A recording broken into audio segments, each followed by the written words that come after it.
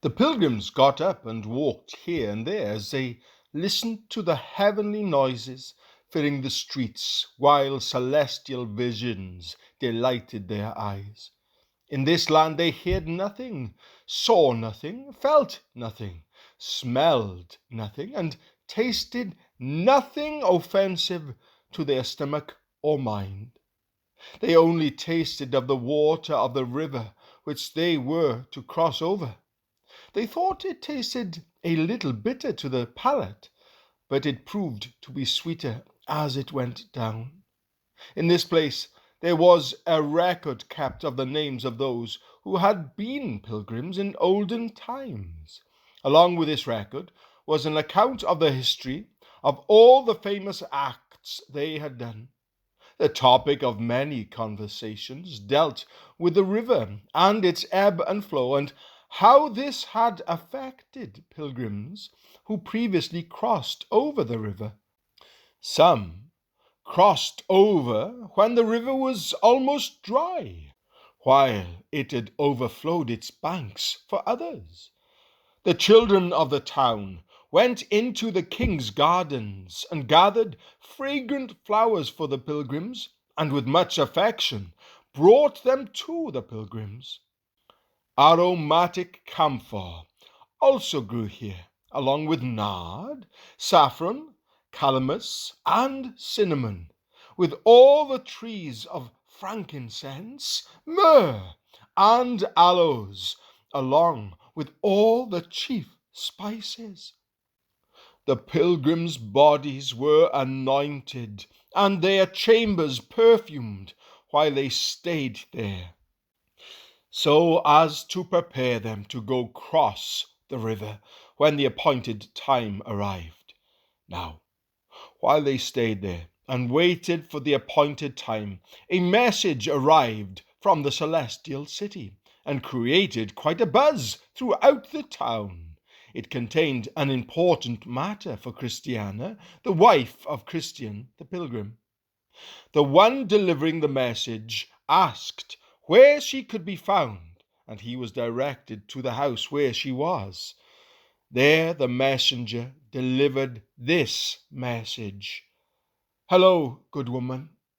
I bring you news that the Master calls for you and expects that you should stand in his presence, clothed in immortality, within the next 10 days. When he had read this letter to her, he gave her a sure token that he was a true messenger, and was come to bid her make haste to be gone. The token was an arrow with a point sharpened with love, let easily into her heart, which by degrees wrought so effectually with her that at the time appointed she must be gone." When Christiana saw that her time had come, and that she was the first of this group to be called to cross the river, she called for Greatheart, her guide. She told him about the message, and he encouraged her, saying he was happy to hear the news, and that he would have been just as glad if the message had come for him. Then she asked for his advice as to how to prepare for her journey. So he told her exactly what to do, and that those being left behind would accompany her to the riverside. So Christiana called for her children, and gave each of them her blessing, and told them she took comfort that they each bore the mark of their master on their foreheads, and that they had kept their garments so white. She was so glad to have them with her at this time. Lastly, she donated to the poor what she owned, and commanded her sons and daughters to be ready for the time when the messenger would come for them.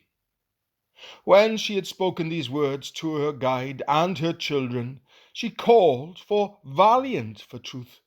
To him she said, "Sir, You have showed yourself true-hearted every place you go.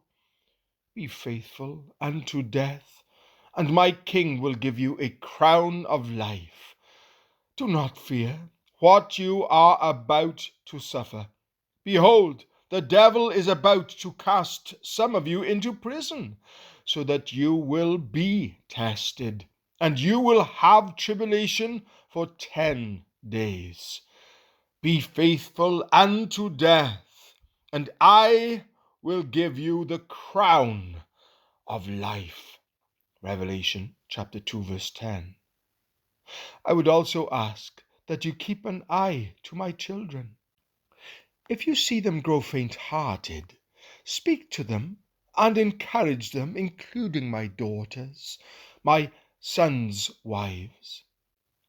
Then to Mr. Standfast she gave a ring, and she called for old Mr. Honest, and said of him, Behold, an Israelite indeed, in whom is no deceit.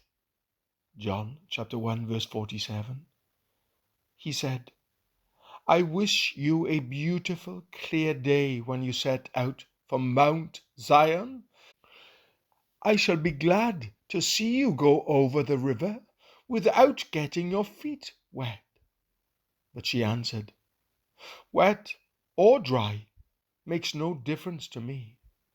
I just long to be gone, no matter what the weather is like for my journey. I have plenty of time to sit down and rest and dry off once I get there. Then Mr. Ready to Halt walked into the room to see her. She said to him, Your journey to get here has been fraught with difficulty, but that will make your rest all the sweeter. Watch and be prepared, for the messenger may come for you at a time when you least expect him. Ready to Halt left the room, and in came Mr. Despondency and his daughter, much afraid.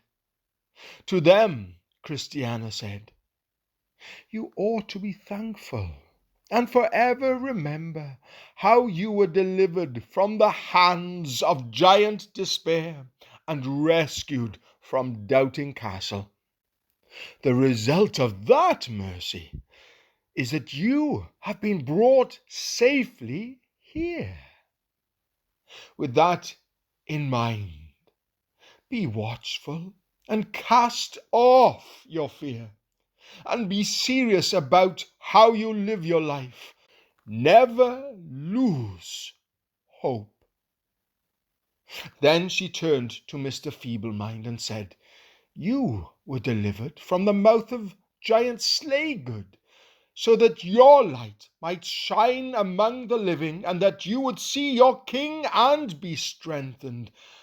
Only I advise you to repent of your tendency to fear and doubt his goodness before he sends for you, so you don't find yourself standing before him embarrassed for the fault when he comes.